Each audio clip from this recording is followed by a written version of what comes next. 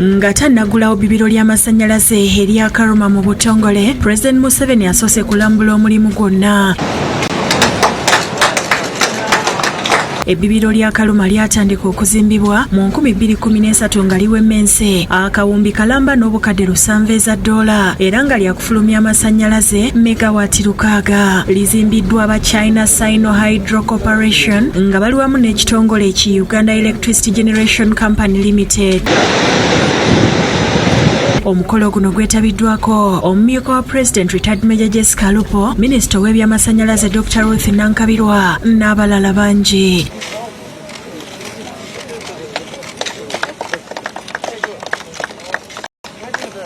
Erya Wako akulira ekitongole ki Electricity Regulatory Authority ERA mu bufunza ategeezezza Pulezidenti nti kati Uganda erina amasanyalaze agagimala.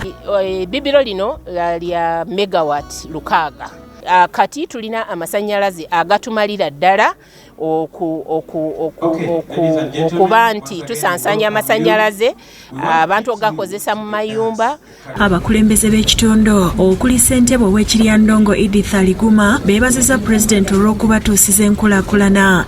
As proud citizens who recognizes the transformative power of infrastructure, particularly electricity, in catalyzing socio-economic development. Alambuludde okusoomoozebwa kwe bayitamu okuva olutindo lw'e Karuma lwe lwaggalwa so nga n'abantu abawaayo ettaka okwazimbibwa ebbibiro lino amutegeezezza nti tebannaliyirirwa nga we baasuubizibwa.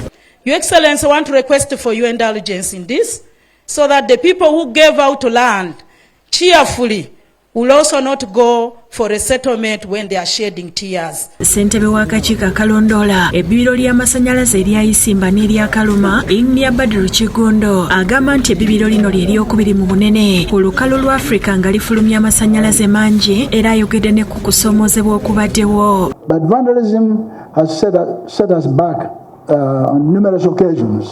It was reported through the system.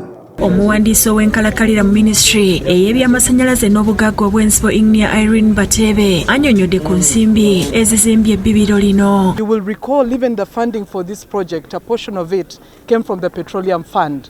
So that is the linkage, exploiting our petroleum resources to be able to invest in our renewable energy. Minisita Nankabirwa agamba nti kati basigazza omulimu gumu gwa kutuusa amasanyalaze mu buli kanyomero ka Uganda. Ekyo kitegeeza nti minisitule eno ekyetaagira ddala ensimbi nnyingi okuteekawo amakubo agatwala amasanyalaze eyo wansi mu byalo gye bageetaaga. Mu ngeri ey'enjawulo yeebazizza Pulezidenti olw'okuwagira omulimu guno okutuusa lwe guwedde. Omumyuka wa Pulezidenti Alupo ategeezezza nti okutongoza ebbibiro lino kye kimu ku biruubirirwa eby'enkulaakulana bye yasuubiza ng'enoonya akalolo.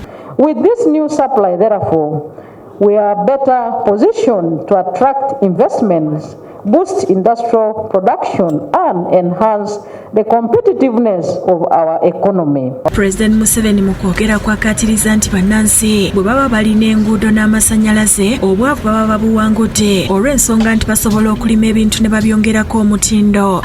If you want a modern economy, because the goods you produce must be good quality and cheap, is to have low transport costs. Number two, have cheap, reliable, affordable electricity. Akubiriza abantu mu kitundu kino okwettanira ebyobulimi n'obulunzi eby'ensimbi. Sector 1, commercial agriculture with the Kibaro, Chura, Aymar, Otita,